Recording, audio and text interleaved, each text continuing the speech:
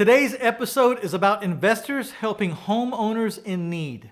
You know, this industry gives a lot of room for us investors to help people in all different kinds of situations. And we're going to be discussing how that happens and when that happens and when you can help.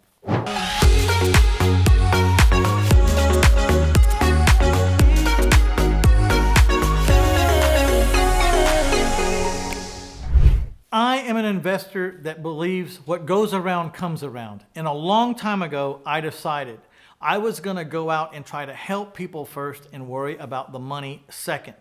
And it was a fabulous chain of events that happened after that because it just seemed like business came quicker and things came easier.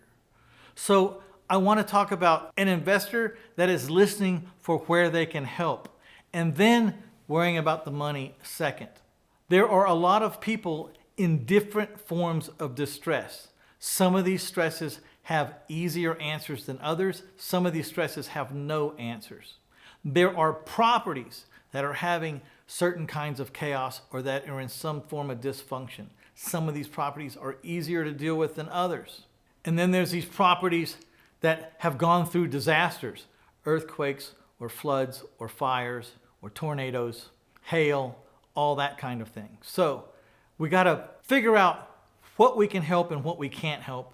And then when we see what we can lend a hand to, we need to jump into those situations and show our willingness to lend our expertise. So when we talk about being an investor that listens with a different set of ears, it's all over the board.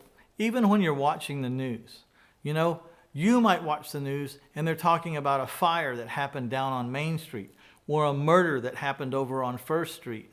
You know what I'm seeing? I'm seeing people in distress. I'm hearing chaos, and I hear a place that might need me to show up because these situations for these properties are not normal, they're not easy, and they may take an expert to navigate.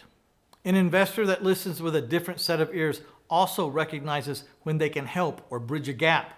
Now, I want to be very clear here. You don't want to do charity with your properties. Everything's in writing. Everything is by the book in business, but you can find ways to help. If you really are just in a charitable mode, then sell one of your properties and give your money to the church or go give it to someone in need. But don't do charity with your properties. When people move into your property, it's very difficult to get them out sometimes. And I've seen it a million times. People lent their house to someone because they were in dire straits, only to have a nightmare of a time trying to get that family out. It shouldn't happen that way, and people should be more gracious and thankful, but it just doesn't work like that. So be careful when you're doing charity with your houses. But still, we're looking for ways to help. Maybe we give advances, or maybe we help them find another place. Maybe they're emotionally distraught right now, and they don't really have the wherewithal to find the next place that they need to go. There's a lot of ways to help people, and you'll be called on. The trick is not to mix the charity so much with the business that you get yourself in trouble and their problems become your problem. So be very careful and watch for that fine line. When it comes to homes in distress, distress can be caused by even the most mundane things. You think flooding is just a problem that you have insurance for, and that if your house floods, you just call the insurance company and they take care of it. Here's the problem with most houses that flood. Most houses that flood that cause a huge issue for the family, it's because they weren't insured. Well, why wasn't the house insured for flooding? Because it wasn't in a floodplain. I learned a long time ago, and you might want to listen to this and take heed personally, if you have a house, you should go ahead and get flood insurance on it no matter what. Because if your house is not in a floodplain, then flood insurance is going to be very, very, very cheap. Ridiculously cheap, maybe $50 extra a year to have flood insurance. When high winds come and they rip the shingles off your roof and then it rains and your house floods, you weren't in a floodplain, but your house still flooded. When it comes a freeze and a pipe breaks and then it floods your house, you weren't in a floodplain, but your house flooded. There's a whole bunch of reasons and all kinds of things that can happen to flood your house, and it doesn't mean that because your house isn't in a floodplain that it won't flood.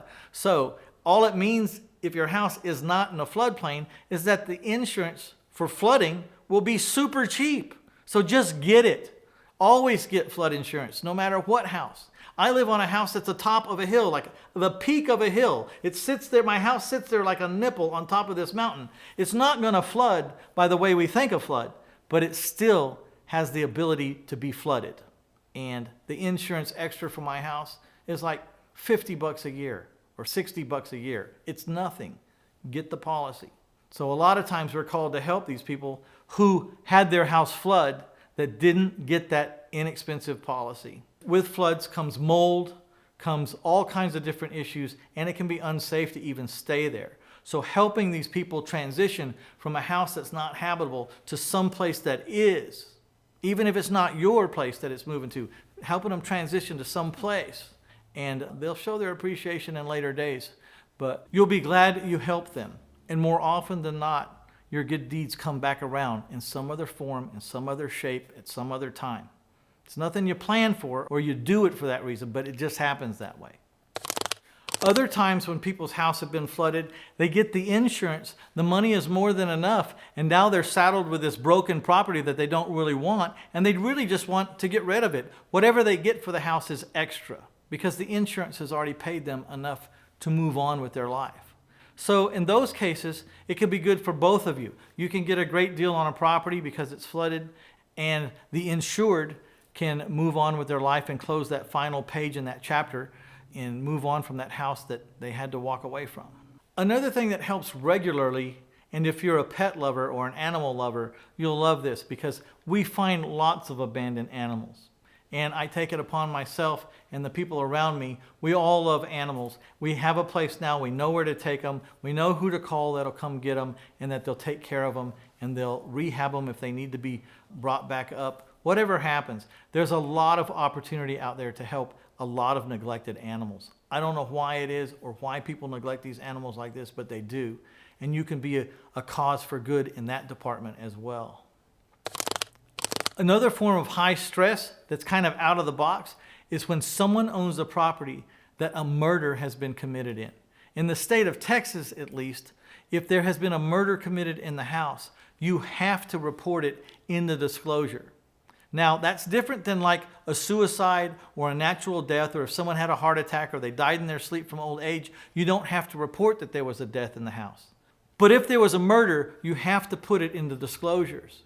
This makes houses extremely hard to sell sometimes, especially if your houses are in ethnic areas where the superstition of ghosts and death are big and rampant.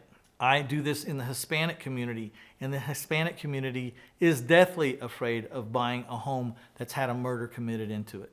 So we as investors can go in and solve these problems. However, you're still going to have to deal with it. But there are ways to deal with a murder house that even the most superstitious will accept. Let me tell you about the time I bought a house and I innocently sold it to the next owner. And that next owner moved in. And then about 2 weeks later, that owner called me and said, "I cannot stay in this house. We have learned that a lady died in the bedroom where my wife and I sleep, and we can't stay in this house." So I asked them if they believed in God, and they said yes. I asked them if they went to church anywhere close, and they said yes. I asked them, "How long have you been going to that church?" And they said, 20 some odd years. I said, "Do you know the pastor there or the father or the priest?" And they said, "Yeah, we know Father so-and-so." I said, "How long have you known him?" They said, "Well, we've known him for 27 some odd years." So I said, "Let's call him." So I got a conference call together and we called the father, and the father answered, and I introduced myself and told him I was on the line with some of the members of his congregation, and we explained the situation. They had moved into a house. I didn't know this, but apparently the neighbor had told them that the lady that lived in the house was 93 years old and she died of natural causes in her bed in the master bedroom where these two people now go to sleep every night, and they're having real problems with this. I asked him if he would come over, bring his holy water, and that I would meet him over there, and that they would meet over there, and we'd all go in the house, and we would bless this house. And so that's what we did. We went into every room. We blessed the house. We blessed the attics. We blessed the closets. We blessed the garage. We blessed every single nook and cranny of that house. And we came back out, and I asked, do you believe that anything can stand up to the power of Jesus Christ Almighty? And they said, no, we don't. And I said, well, then your house has been given back to you, and you have your house now. And they cried, and they thanked me for getting their house back, and I never heard from them again, and I suppose they still live in that house. Now, here's the point. I'm not superstitious like that. Maybe you're not superstitious like that. But it was a chance. These people were in distress. It was a problem, a big problem. So perception is reality. If they are afraid of whatever it is they're afraid of, it's not for us to laugh at. We need to help them overcome whatever that is. And that was the only way I knew. I didn't know if it would work, but it did work. And by the way, it's worked 3 other times since that time. The first time was experimental. I saw how it worked. And now when anyone is afraid of any of my houses because they've been told they're haunted or they've been told there was a death in the house, then this is our routine, and it works. It's worked every single time. I have not had one person ever move after the blessing of a house by their pastor or their minister or their father or the priest. Now, these little stories I tell you because you won't find them in any little book on how to do anything. They're just kind of things I picked up along the way, and it helps solve some problems for not only me, but for my customers or my clients. And that's what it's all about, solving problems for all of us. So before we conclude, I would like you to stop by that like and that share button and go ahead and press on them a couple of times. Let everyone know out there that we're doing a good job, that we're bringing up some stuff that maybe you haven't thought about before, and share it with people that don't even know we exist. Also, be sure to subscribe if you haven't, because you'll want to keep up with these episodes, because I have a lot of stories like the one I just told you. And that concludes our episode for today, and I would like to give you a little flyer, a little booklet on how to deal with houses that stink or reek of urine. Cat urine, dog urine, whatever. I want you to go to 1000houses.com/stink. And we'll see you at the next episode.